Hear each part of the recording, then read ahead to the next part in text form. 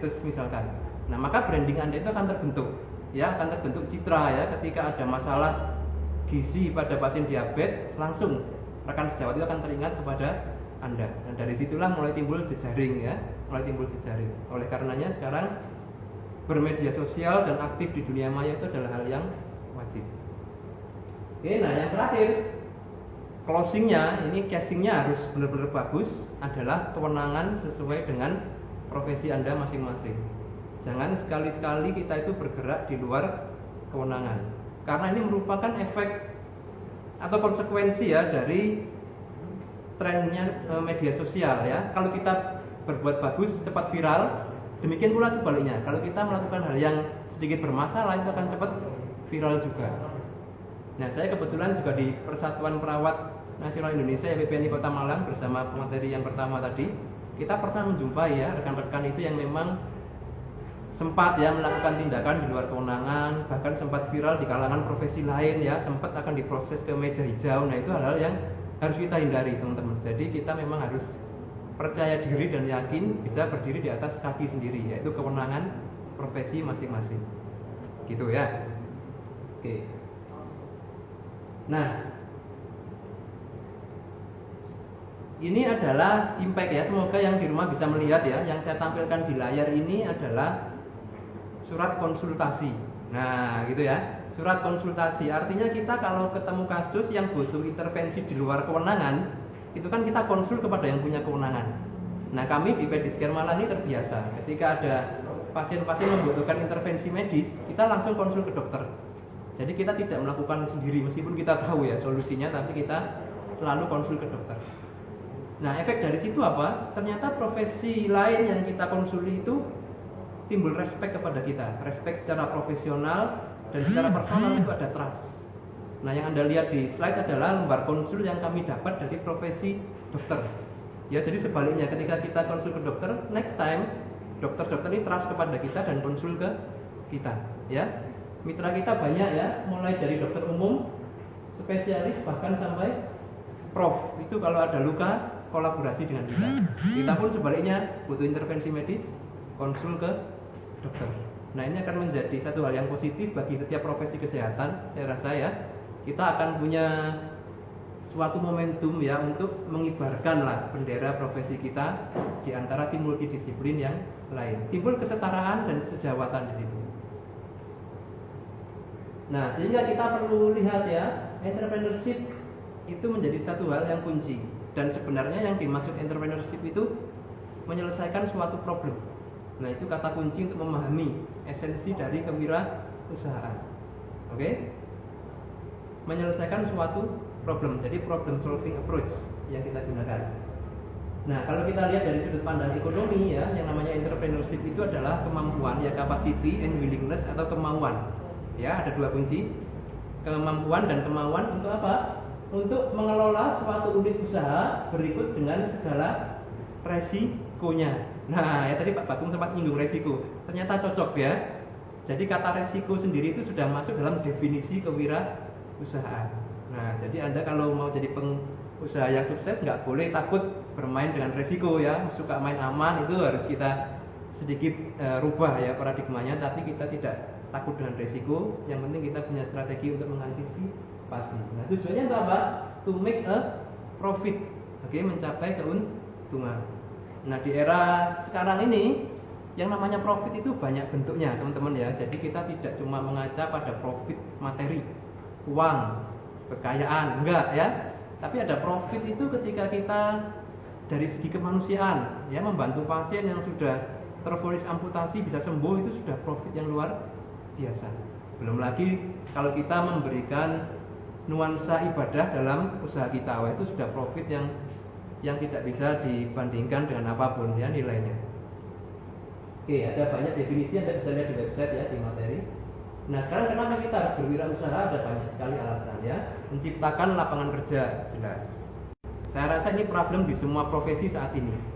Di keperawatan yang saya tekuni, data sudah menunjukkan jumlah lulusan keperawatan saat ini itu tidak sebanding dengan jumlah sarana pelayanan kesehatan yang siap menampung. Nah, terus kemana? Para lulusan ini harus mencari penghidupan. Nah, saya yakin di banyak profesi yang lain juga fenomenanya mulai sedikit banyak sama. Sehingga sisi kewirausahaan akhirnya sekarang menjadi suatu keniscayaan ya. Kita nggak boleh lagi antipati ya, atau reject terhadap peluang-peluang di bidang entrepreneurship. Oke. Terus menciptakan kesejahteraan yang lebih baik, memenuhi kebutuhan masyarakat. Nah, ini yang menjadi kunci ya. Kalau tadi saya bilang entrepreneurship itu adalah soal solving a problem. Nah, problem itu menjadi suatu kebutuhan masyarakat. Sehingga sekarang saya berpesan kepada teman-teman ya, cobalah cari kebutuhan masyarakat apa yang belum bisa diatasi oleh sistem kesehatan saat ini. Pasti ada di setiap profesi dan disiplin ilmu. Saya kebetulan melihat problemnya adalah luka diabetes yang tidak tertangani dengan baik. Oke.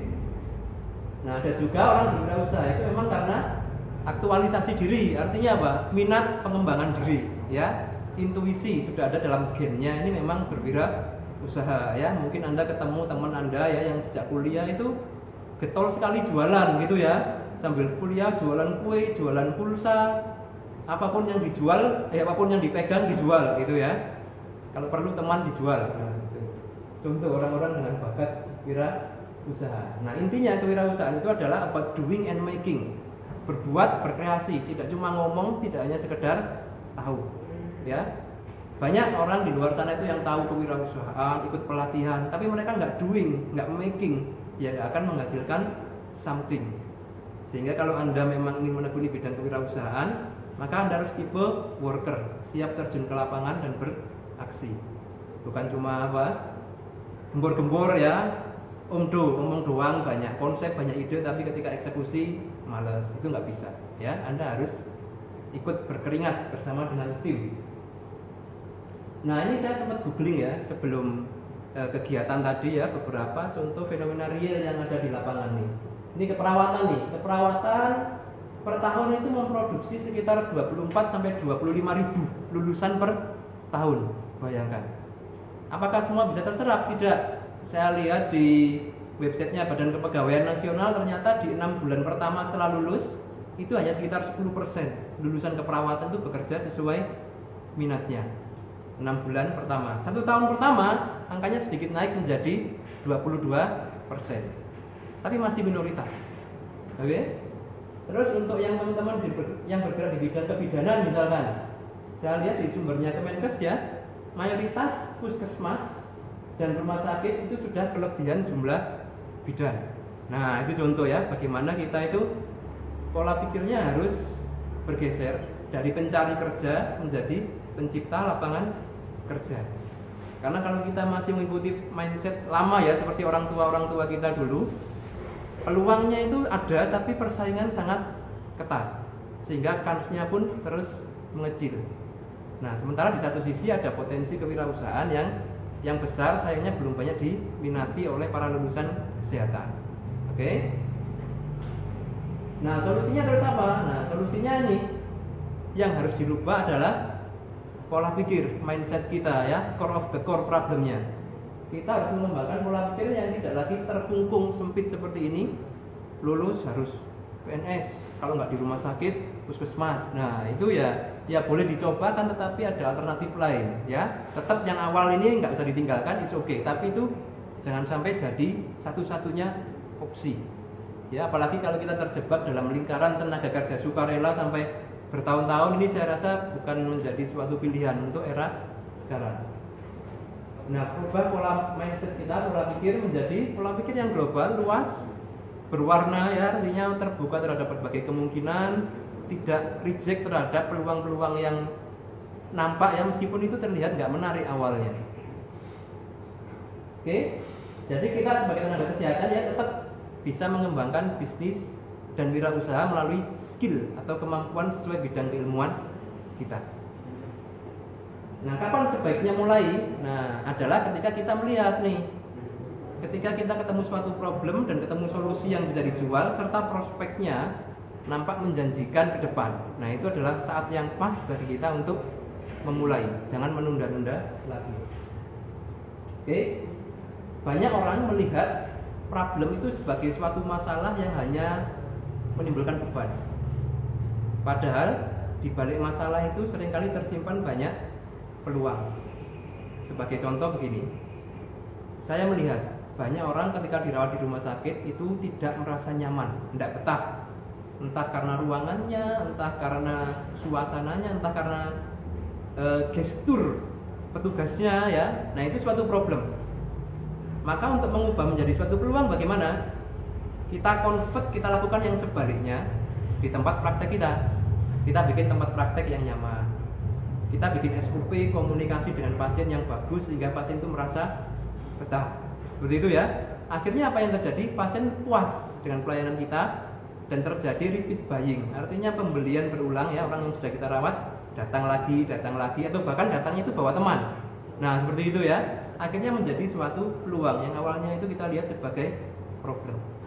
Sama dengan cerita perawatan luka ini, dulu juga itu suatu problem yang sangat dihindari oleh mayoritas perawat. Tapi kita melihat itu sebagai peluang ya, akhirnya kita bisa jual. Dan sekarang luar biasa ya, awalnya dulu itu kita jalan cuma 3 orang. Sekarang di tim kita itu tidak kurang dari 40 orang sudah bergabung di Pediscare Malang sebagai tim perawatan.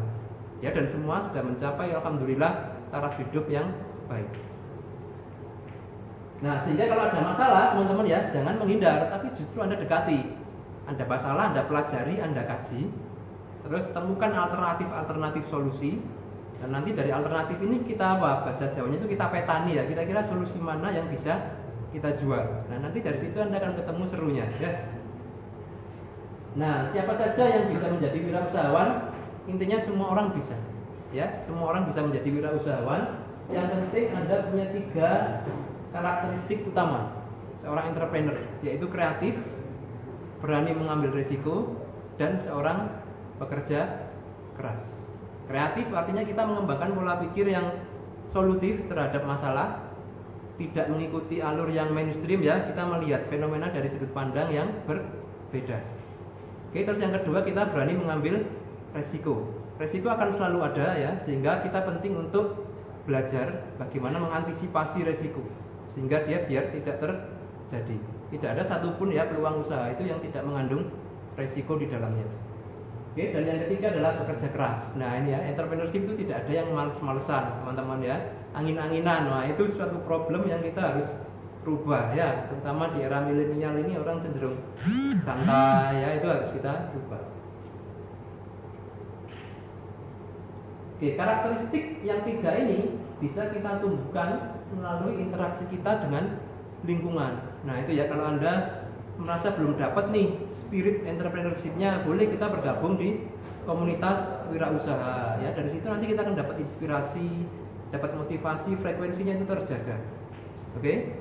Dan selain dengan lingkungan, bisa juga termasuk di situ adalah sistem pendidikan ya. Seperti yang sekarang ini, aktivitas pendidikan dan pelatihan ya yang dilakukan oleh teman-teman extraordinary event organizer mengekspos Anda terhadap para pelaku wirausaha. Nah, itu juga termasuk